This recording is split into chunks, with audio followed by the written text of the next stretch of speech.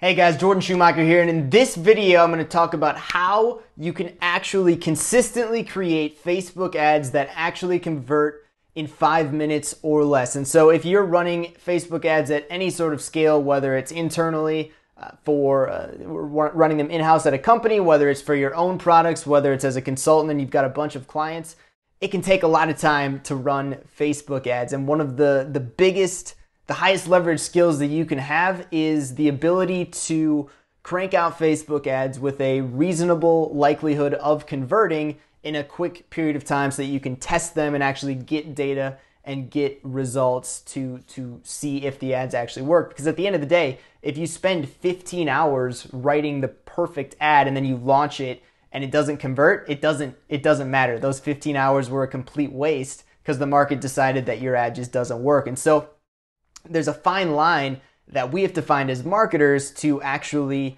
create an ad in the sort of 80-20, the Pareto principle, which is basically 20% of the time that you spend on something represents 80% of the results. So finding that 20% of time that you can spend on the ad, the minimal amount of time that you need to write the ad to get an ad that is likely to convert, and then you can test it and see if it works out in the marketplace. And if it does, if that ad starts to convert, then you can bring it back. You can start to optimize things like the headlines. You can start to really optimize and tweak the body, the creative, but all of that is irrelevant if your initial ad doesn't even work. And so this is something that I've struggled with a lot over the last years is finding this balance, and the balance that I've been able to find. And this has helped me with writing Facebook ads. This has helped me with writing emails, with writing landing pages, is really relying on a few core templates to follow. And when I say templates, that can be kind of an icky word, I guess, where you're thinking it's just going to be this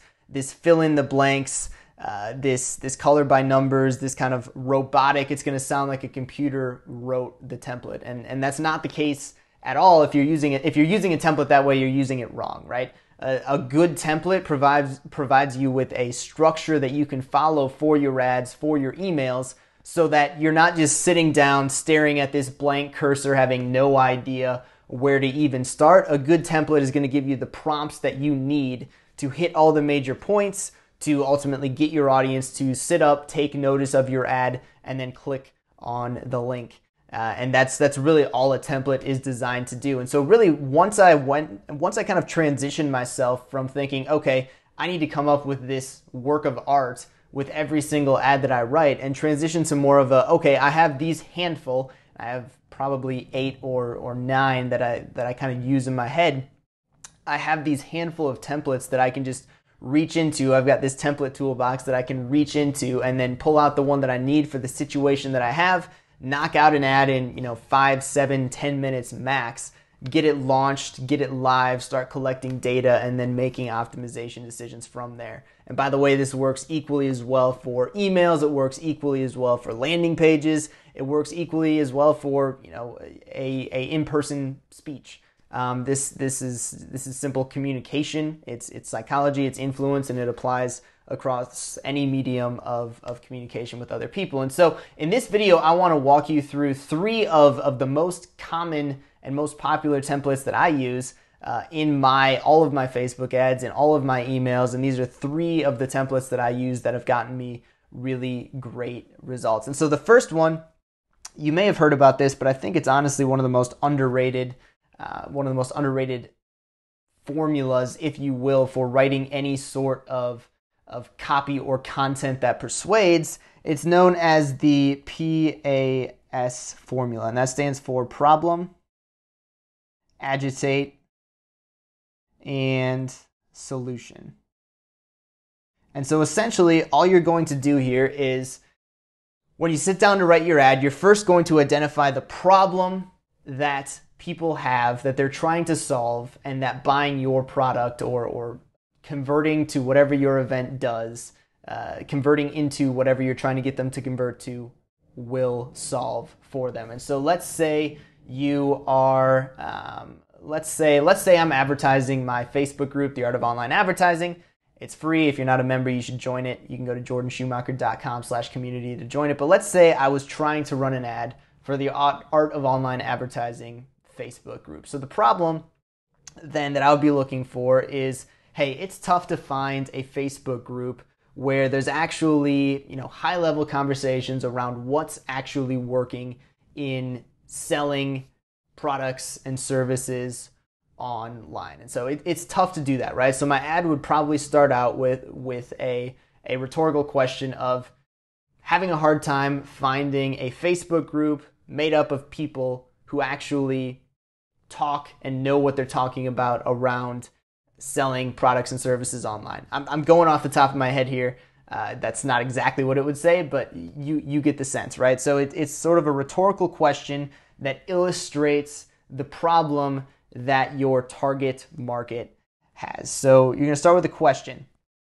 Now you're going to agitate that problem. So you got people to start nodding their head, yes, I do have this problem. Now you're going to agitate that problem. And so you're just going to kind of dig in to what that problem actually is. And so in this case, it's like my ideal new member to the Art of Online Advertising is someone who wants to actually learn about selling products and services online through advertising. There's not a lot of great Facebook groups out there that are actually talking at like a high level at what's actually working and how to actually implement strategies. And so I'm going to agitate that. Probably, like, if you're anything like me, you're probably frustrated around spending hours upon hours looking in Facebook groups and either trying to filter through a bunch of beginner questions from people who don't know how to Google, or people who are adding absolutely no value, trying to just sell you something in disguise without, making it seem like they're selling anything. It's probably really frustrating for you that you don't have a community of other achievers, that you don't have a community of people who are actually hungry to learn more. I know it's been frustrating for me, right? So you're just kind of agitating those problems. You're getting people to say, yeah, this does suck. This guy gets me. He feels my pain.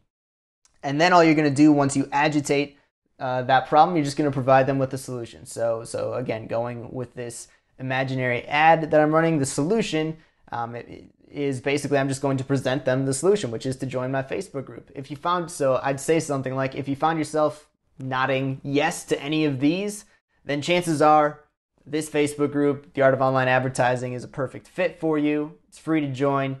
We have, high-level conversations around how to start and scale profitable advertising campaigns and ultimately how to sell products and services online every single day. It's a highly motivated group of members, and we'd love to have you click here to join, right? Again, I'm going off the top of my head, but you see how that ad, which doesn't sound like a robot wrote it at all, that ad follows the problem, agitate, solution formula. So that's formula number one. Formula number two is actually a formula that I stole from a man named Colin Terrio. He's a copywriter. He runs a really great Facebook group called the Cult of Copy. Highly recommend you check it out and join it. It's free. And he's just a really great copywriter. And he calls it, it's kind of a weird name, he calls it the Viking Velociraptor formula.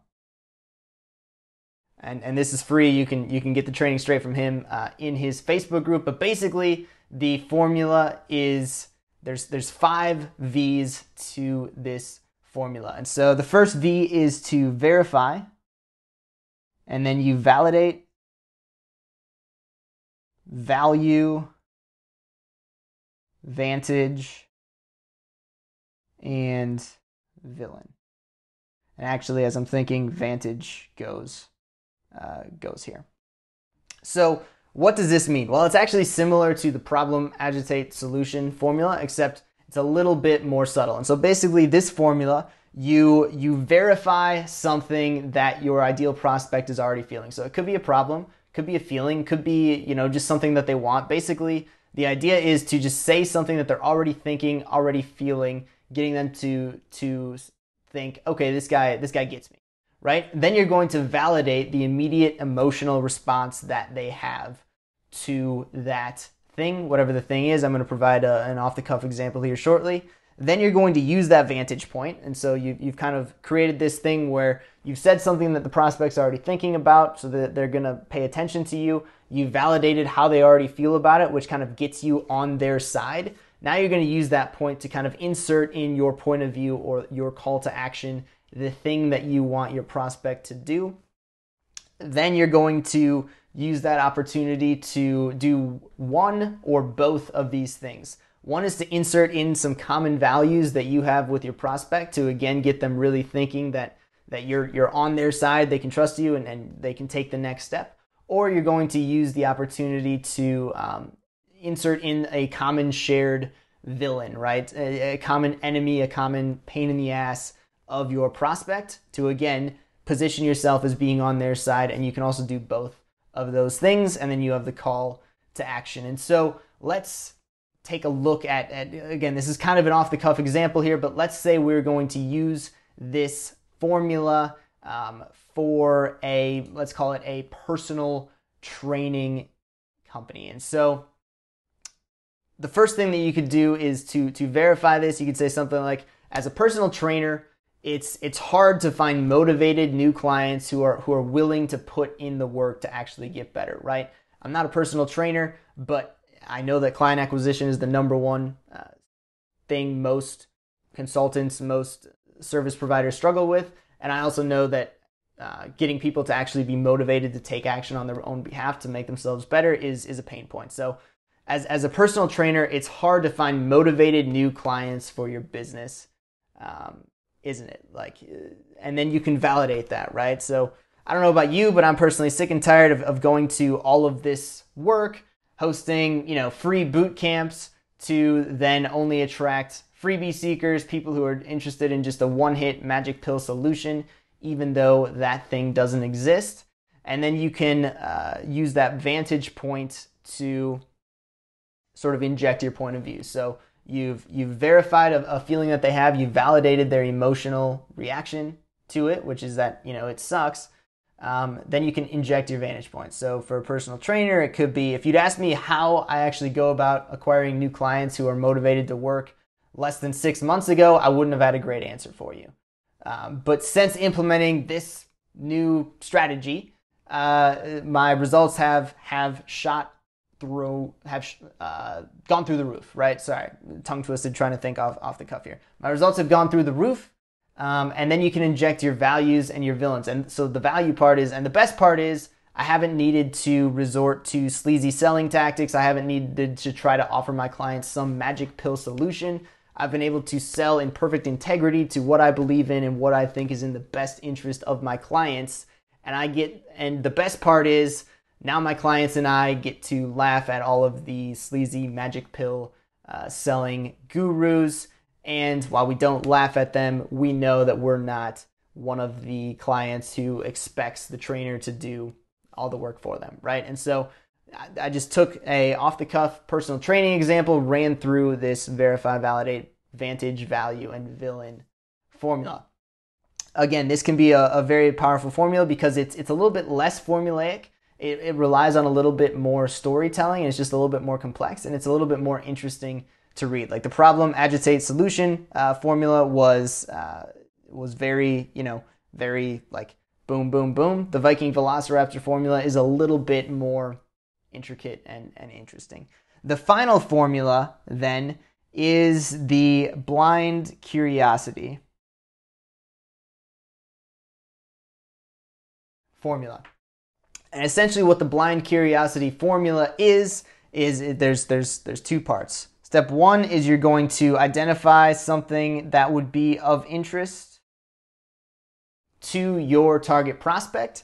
And then step two is you're going to direct them to the CTA. That's it. There's no buildup. There's no other really work that's done. All you're doing in this is you are relying on sheer curiosity to drive the click. And so typically a blind curiosity ad like this is going to see a higher click-through rate. The quality of the clicks and the down funnel conversion rate of an ad like this will probably be lower just because you're not doing any qualifying or conversion in the ad copy. You're just basically just asking people to trust you and click on a link. But it can be incredibly effective. And so blind curiosity ad, let's say I was selling a Facebook advertising product. A blind curiosity ad could be something like, last week I tripled the return on ad spend of my Facebook advertising campaign in 11 minutes and 32 seconds. Curious how I did it? And then, so that's the identify, right? So I've done this thing. If I'm marketing to Facebook ads managers, they're going to be interested in how I tripled the effectiveness of my Facebook ad campaigns in such a short amount of time. And then I just give them the call to action. So I ask them, are you interested? If so, click here and watch the free video now, right? And that's it. And so again, with a blind curiosity ad like this, because there's no real qualification happening, I'm going to see a higher click-through rate. Anyone who runs Facebook ads who has a few extra minutes of time is going to click on this ad just to see what's going on, but there's no real qualification done, and so I'm going to see a higher click-through rate, probably a lower engagement rate and lower conversion rate down the funnel just because of so much traffic on the front end. But this can be an incredibly powerful advertising formula. And so again, like I said, these are 3 of the primary ad formulas that I follow. If you check in the description down below, I'm actually going to link to I've listed out the formulas that I follow in the form of a PDF, and there's some included training with that. And so if utilizing formulas like this for your ads, for your emails is something that you think will be valuable, check it out. It's free in the description down below. And I'm curious, what do you think? Do you currently use any sort of formulas for your marketing campaigns? If not, why not? If so, which ones do you use? Maybe you use these ones, maybe you use different ones. Leave a comment down below. I'd love to hear about it. And as always, if you got value from this video, it would mean the world to me if you subscribe to my channel. I appreciate it. Take care.